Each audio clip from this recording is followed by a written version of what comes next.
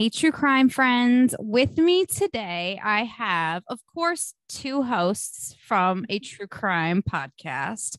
However, they have probably one of the more unique dynamics that I really have not seen.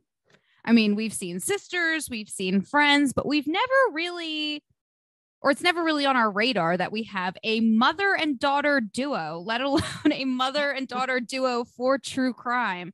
So, welcome the hosts of True Crime BnB, Beth and Bailey. Thank you so much for being here with me. Well, it's very nice that you invited us. Thank you. Mm-hmm. Hi. Absolutely. So my first question I have to ask, what was it like discovering that each other was involved in true crime? Because I know my relationship with my mother, and I know she is the complete opposite of me. She doesn't want to see all the gore. She doesn't like it. So what's that been like?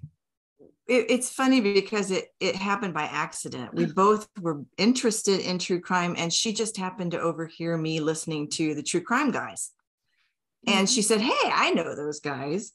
And what was your thought when you realized that I was listening to True Crime? Yeah, because you were listening to True Crime Guys, and then I was like, wait a second, is that Michael and Lauren? And you said, yeah. Oh my gosh, you listened to True Crime Podcast? And it was only like a year and a half ago that we discovered this. Mm-hmm. So what made you guys decide, okay, we both have this mutual love of true crime. Let's start a podcast. You want to take that one?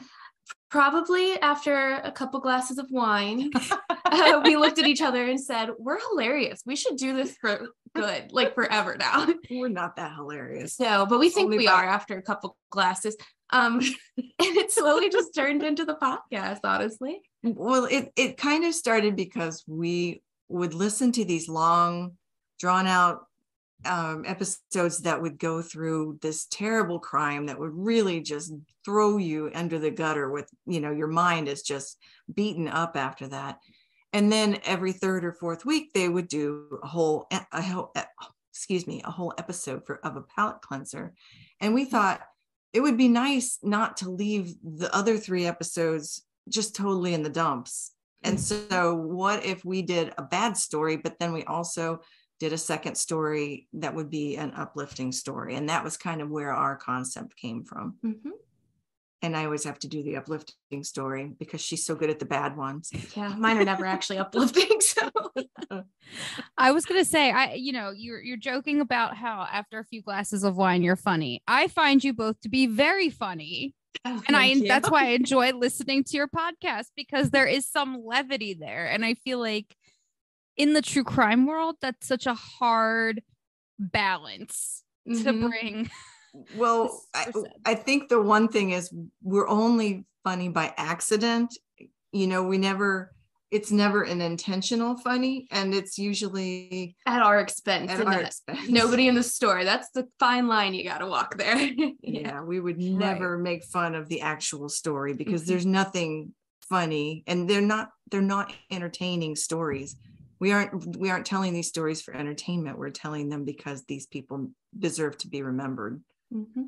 Exactly. And I feel like with a lot of content in the true crime world in general, it's really hard to skate that line of where do you go off and being entertainment? Where do you go off of being super respectful and trying to, in a way, bring both to some extent, because you want people to care. And the only way to really kind of get them to care is to entertain them.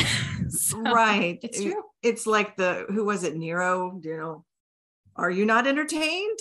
Maybe it was Caligula. I don't know who it was. It was some Roman emperor. So now that we know how you both found out each other was interested in true crime, I would like to know from individual standpoints how you got interested in true crime. Oh gosh.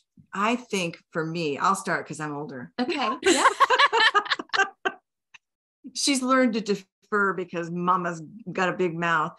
I remember when I was in 5th grade going to garage sales around where I lived, and I came home with a book. and I didn't know what the book was about. I just started reading the book, and it turned out that the book I was reading was Helter Skelter, about the Tate LaBianca murders, and it was in pretty gruesome detail. And I think that was kind of the hook. That's when the hook was set. And ever since then, I grew up watching Unsolved Mysteries and things like that. And Quincy back in the day when Jack Klugman played Quincy on TV. So that was it for me. Okay. It's actually funny that you mentioned reading a book, because I don't even think you remember this, but when I was in like middle school, you gave me the book 19 Minutes. I don't remember that book. It's about it's like a fictional book, but it's based off the Columbine high school shooting. Oh God, that was a terrible idea. And it's like taking place of like the lead up to it, and then the 19 minutes of the actual shooting. And I read that, and I was like in 7th grade. My teacher had to pull me aside and called my dad. Why did I buy you that book? And I think you just had it on the shelf, and I just took it. Oh, so that was my first introduction. Good grief! So it's your fault. A mother am I? What have I done? Okay. To be fair, though, they do say that any book can be a children's book as long as the child knows how to read. So I think we've proven that today. It's so funny that both of you have mentioned both of those books, because actually my true crime book club that I host at a local bookstore, Words Matter, shout out to them. We just read recently, not this past month, but the few months before, we read Helter Skelter. Oh, wow. And for our next true crime book club, we're not reading 19 Minutes, but we are reading about the Columbine shooting. So that's just such a strange coincidence. Oh, sorry about this. This is what happens when we record. That's why we have so many bloopers. She's meowing in the background here. All right, I got okay. Got her. Kitty. Okay. Sorry for the interruption. Oh, she's disappearing. I know she's disappearing, but I can kind of see her. Oh, she's so cute. The mascot. The unofficial or official mascot. But how fitting. That is she mostly black, or is she all black? She's all black except her eyes. She's How kind fitting. of brown. Yeah, she used to be blacker, and now she's turning brown because she's getting older. She's kind of sable now. Oh, baby. She also has an Instagram. She does. And what is her Instagram handle again, so everyone can follow the adorable cat behind True Crime BnB? Yeah, if you want to follow her, she is at True Crime BnB Puss. And she's not on any other social media because all the other ones are fakes, so don't follow them. You heard it here, folks. She's only got one. And if she sends you a link, don't click it. Yeah, right. I wouldn't.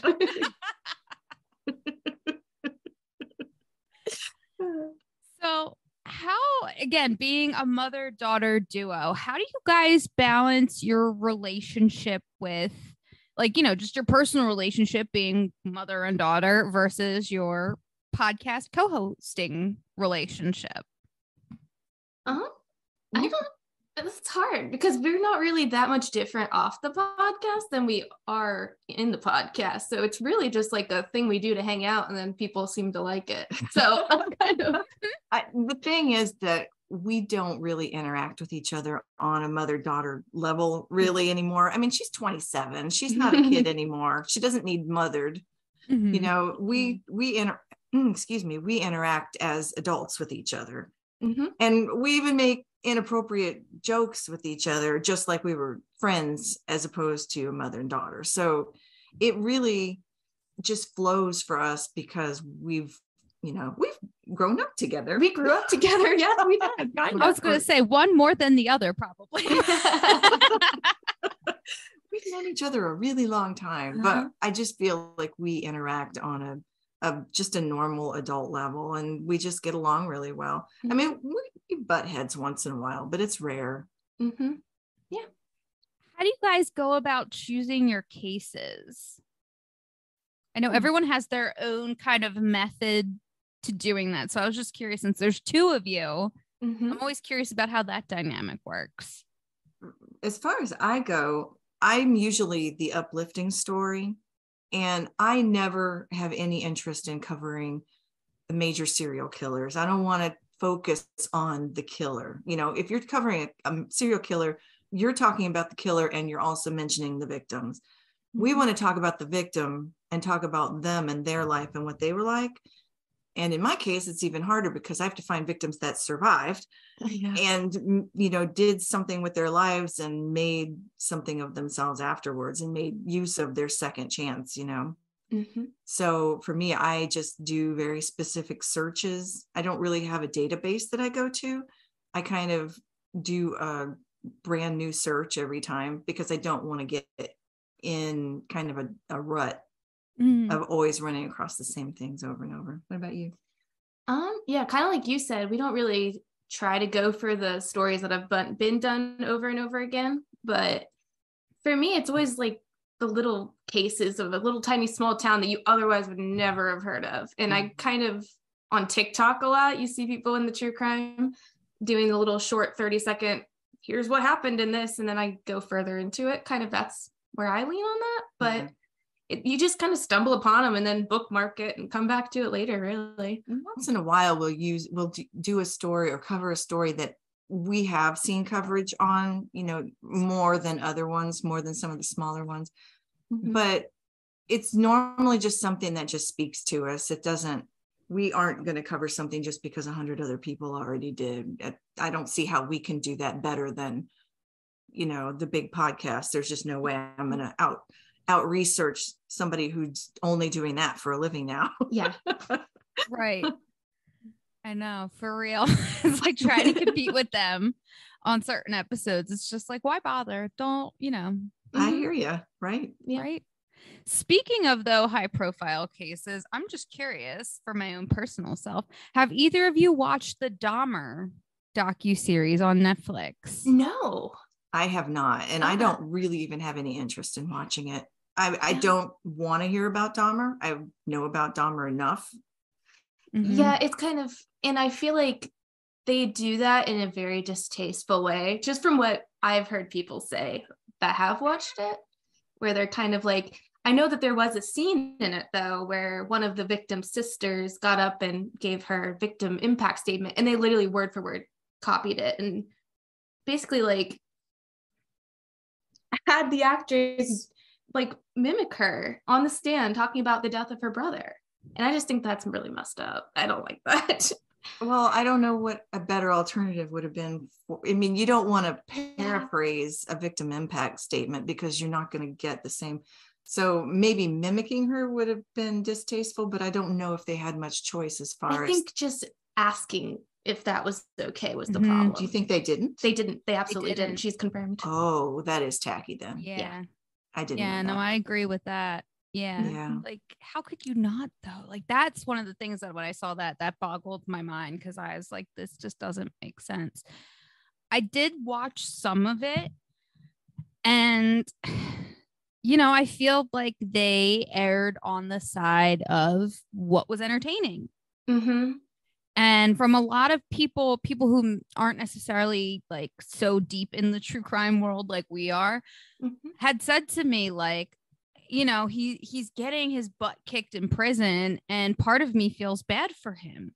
And after watching a few episodes, I kind of get why they got that feeling, because they kind of depict his life in such a puzzle piece kind of way where it's like, okay, so here's one aspect of what's happening now, but oh, here's this part about his past that's really sad. So it's almost like they're trying to, in my opinion anyway, it seemed like they were very much trying to give you excuses for his behavior. Yeah. I think a lot of true crime. I'm sorry, I didn't mean to interrupt you. A lot of true crime podcasts, and you'll hear it word for word. You pity the child, but you do not pity the adult or make excuses for them and what they've done, what horrible things they grew up to do, because I'm very sorry that he went through terrible things as a child, but he did terrible things to other people. And there's no, you know, everybody has terrible things happen to them, but we don't all go out and murder and eat people. Exactly. No, So- I say that all the time on my podcast. I'm like, I feel bad for the child that is going through this right now. However, Yeah. the second that child became an adult and knew, it's not like, and I feel like that's also an air that like people try to give some of these murderers, especially with extremely abusive childhoods, as if they're completely incapable of figuring out what's right and wrong once they've become an adult.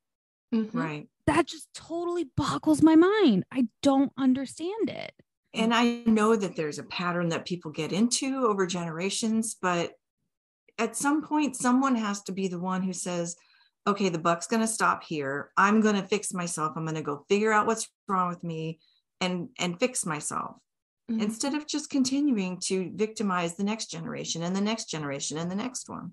Yeah. Exactly. So one of my other questions that I have, since we're talking about cases now, you guys obviously have covered a lot of cases in your time of being podcasters. Is there a case that either of you feel like, oh my God, I don't know why, but I can't let this go? Like, whether it's an unsolved or a solved case. You want to go first? We were actually talking about this earlier. But Brian Schaefer from Columbus, Ohio, the disappearance. I actually first heard that story when I was just turning 21 and was living in Columbus, Ohio, and often was around the same area that he disappeared from. So I heard that story, and the next bar crawl just wasn't quite the same, just walking down the street, like it was right there. Like, where did it go? Like, I will never, will probably never know. Well, But it had happened. It had happened probably a decade before before that. Yeah. but you didn't hear about it until Right. She didn't turn 21 when he disappeared. Just to clarify. Yeah. But it's just such a weird case. And then both of us used to go. I went to Ohio State. Yeah, and you so, live on campus right there. So. Yeah. And, in my college days, we would go up and down High Street, which is where the Ugly Tuna Saloon is. And it didn't exist when I went to school there. But, going up and down that road 1,000 times. And there were days that I was doing it by myself and I survived, But this big, strong guy just disappeared and no one has seen him since. Yeah. And it's just the most bizarre thing. Very cool bizarre. that you guys, well, I shouldn't say it's cool, but like, I like that you guys brought up a missing persons case, especially someone who is not your typical victim, I guess. And I had actually talked with Sam Randall, who hosts Creme de la Crime podcast. I know you guys know who she is. And we both discussed how shocking and almost how disgusting it is that people just assume that because you are a certain gender or a certain stature, that there's no way you can go missing or be kidnapped. Right. What are your guys' opinions on that? Oh, I think it's been proven that anybody can disappear. I was just listening to Not Adding Up today, and he was doing Brandon Lawson. And that's just so weird. And who was the guy who disappeared and left his glasses and on the side of the road? I think it was in Iowa. I don't remember what his name was. I was thinking of Bryce Laspisa. That's no, it's not who I'm thinking of. But there's so many of them. There's so many. So many. We don't even know which one you're talking about because there's so many. But yeah, I mean, and it's a known fact that, and I'm sorry you can't see me in the video, but I pop in and out. It's a known fact that there are many, many, many cases that we don't even ever hear about in the news because they're people of color, or they are the LGBTQ community, or they're older, or they're younger, or they're drug addicts, or they're sex workers. And we never even hear about them because most people want to hear about people like them. And that's really sad. So the fact that there are so many people missing that just disappear off the face of the earth and we never ever hear a thing about them again, I just find it upsetting and disturbing. And yeah, I mean, it's what do they call it when like when Gabby Petito first went missing, and then they found all of those people in the National Forest on the search looking for her. And it's like, how did we not hear about any of this? Yeah. Before now. Yeah. We didn't know any of those other people were missing, right? Yeah. But there they are, because they were looking for the missing 20-year-old white girl. Mm-hmm.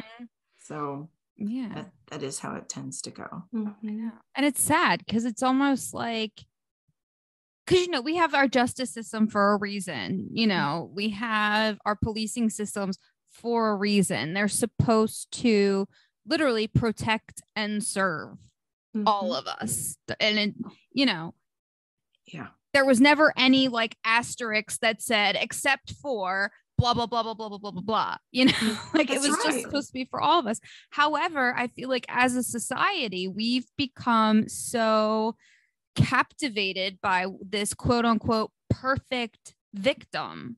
Mm-hmm. Yeah. And it's like, if these victims don't fit into this little cookie cutter, you know, Yeah, how right. you would hope them to be, then they deserve it. And it turns into victim blaming. Right. Mm-hmm. And I think there's also the component of how often, because you brought up law enforcement is supposed to protect everyone, how often law enforcement is contacted and they say, no, you come back in 72 hours. And I know that Sam Randall told you about the same thing, because we love her and we're good friends with her. Mm-hmm. And there's no law that says law enforcement can't take a missing persons report 1 minute after somebody has mysteriously been snatched into a car, you know, or your child went down the street, your 12-year-old disappeared down the street and you haven't seen them in 3 hours and you have no idea where they could be. There's no reason that you can't report those people. And especially in the cases of people who aren't going to get any press coverage, if the police aren't even looking for them, what chance do they have of ever being found? I'm doing a lot of talking with my hands here, but you can't see it. Yeah. And as an Italian, a fellow hand talker, I'm like sad that I'm missing out on the gestures here. Here, do you want me to pop my head out so you can just shout?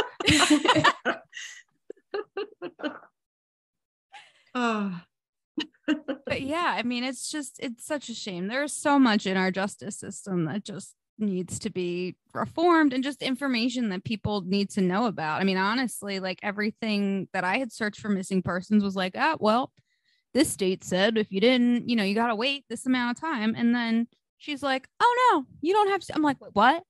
More people need to know about this. Mm-hmm. Yeah. She should start some sort of an activism campaign just to let people know that. And she really tries. She posts a lot on Instagram about that's bullcrap. You know, just because they tell you that doesn't mean that that's what the law says. And so it's really shameful that they just don't want to be bothered with it. Yeah. Okay. A lot of them are going to come back on their own. And if they do, you close the case then. Yeah. Sorry you had to fill out a form because somebody might be dead. That's the thing. It's like, okay, so you have to fill out some extra paperwork, but somebody is still alive at the end of the day. So that's a good day, I would think. Yeah, but exactly. If you can close more of your cases as a positive result, like this person was found, they were alive, they were healthy and happy, I'd say that was better than, yeah, we don't really care. Come back in a few days.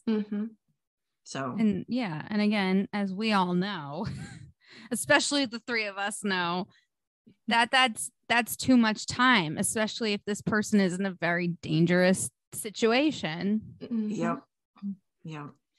I know, it's crazy.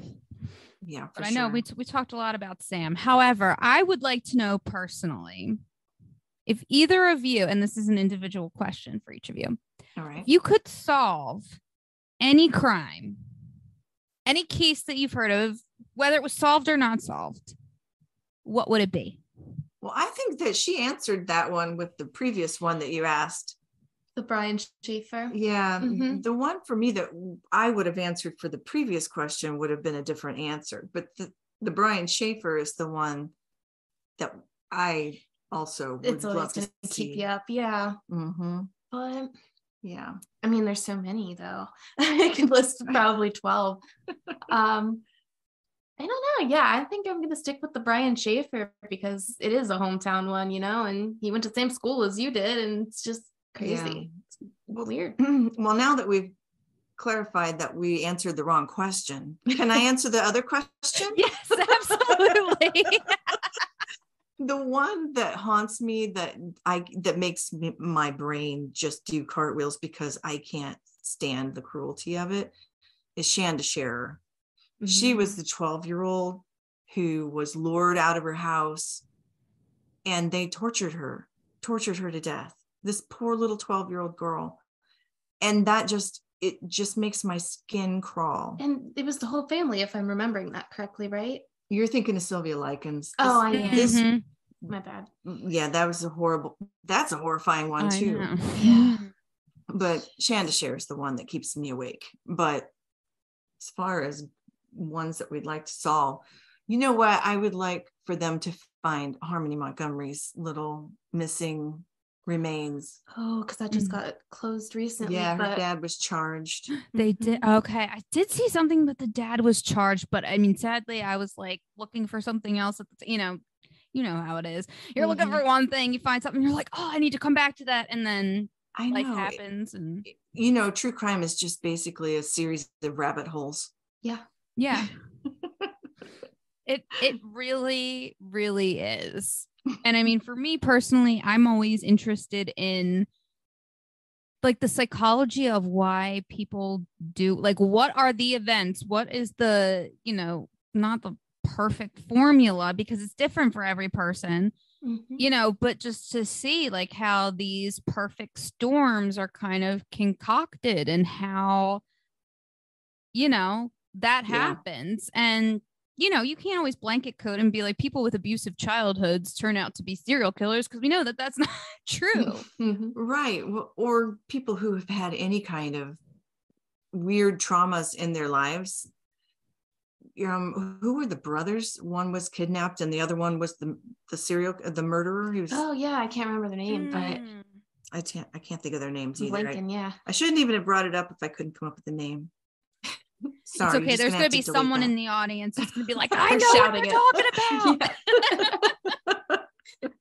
Yeah, but there's just so many weird, creepy stories and just behavior that you can't even begin to understand what they were thinking of or why would they do that.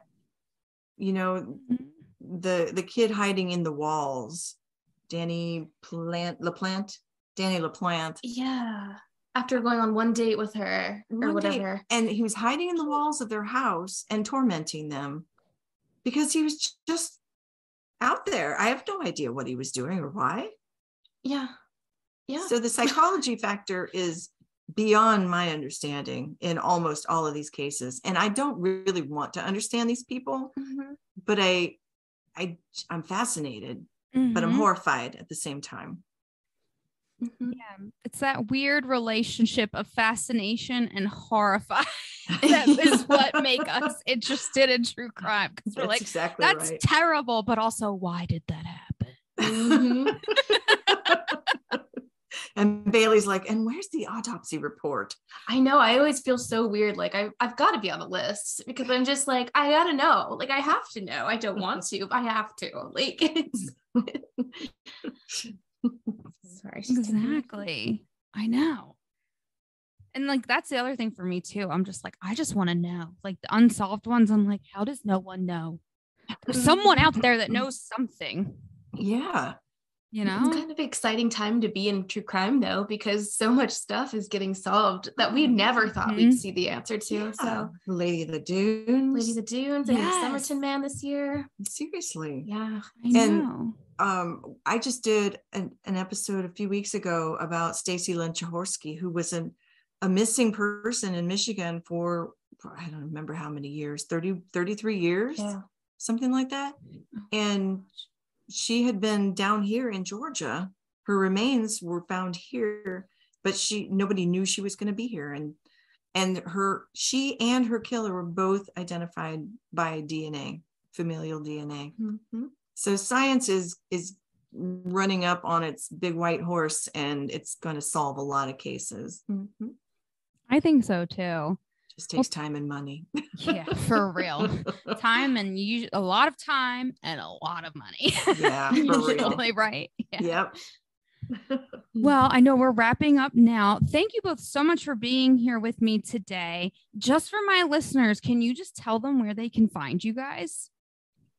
If you want to check us out on any social media, our handle is True Crime BnB. And we are on basically all listening platforms. We do have a link tree on our Instagram, on our Facebook, on our Twitter, but you can find us on Apple, Spotify, Stitcher, Amazon, Google, all of them. Yep. So that's pretty much anywhere you can find us. And when do you guys air your episodes typically, just so they know when specifically to look for your episodes? We air every Friday at 9 a.m. Eastern Standard Time. And then every third Tuesday, we have a bonus episode that we call a Just 1B because it's one story instead of two. And that's also at 9 o'clock on every third Tuesday. Awesome. Well, thank you both again so much for being with me today. Guys, Beth and Bailey, they're incredible. Check them out on True Crime BnB.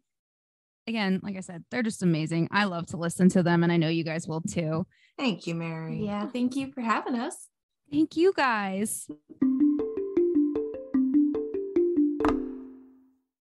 Look, Bumble knows you're exhausted by dating. All the must not take yourself too seriously and 6'1" since that matters. And what do I even say other than hey? Well, that's why they're introducing an all-new Bumble with exciting features to make compatibility easier, starting the chat better, and dating safer. They've changed, so you don't have to. Download the new Bumble now. Hey, True Crime friends. You've heard me talk about my amazing friend Mandy before. She makes the best crochet, pre-cut, and custom home decor for reasonable prices.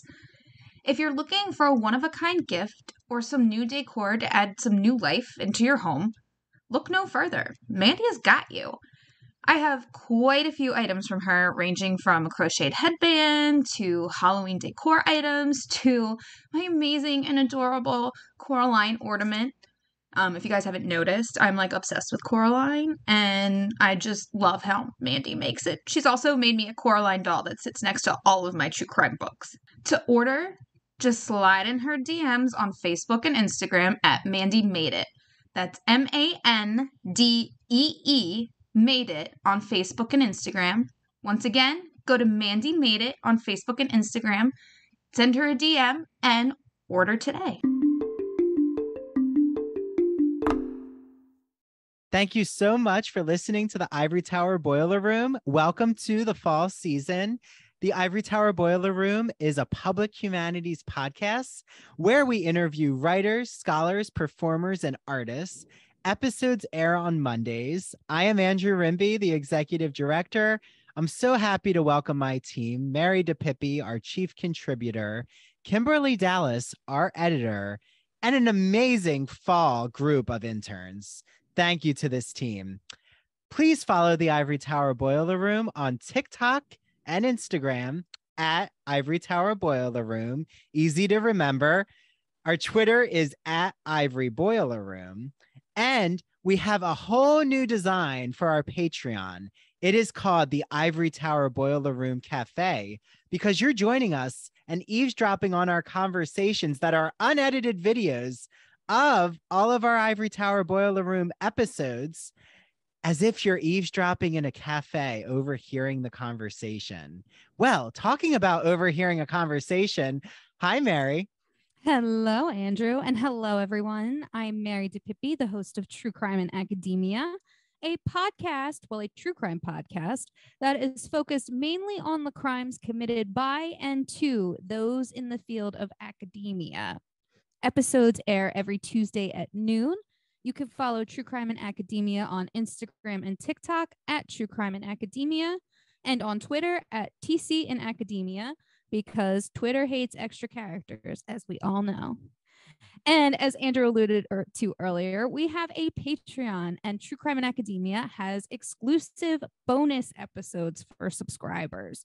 As a true crime enthusiast, I don't necessarily like to pigeonhole my true crime interests. So over on the Patreon, I cover some of the more high profile cases not related to academia, such as the murder of JonBenet Ramsey and the case of Casey Anthony. So if you want access to videos like that, go over to patreon.com/Ivory Tower Boiler Room and become a subscriber. Thank you all for joining us. And here's to an amazing fall season. Whoop, Bye. whoop. Bye, everyone.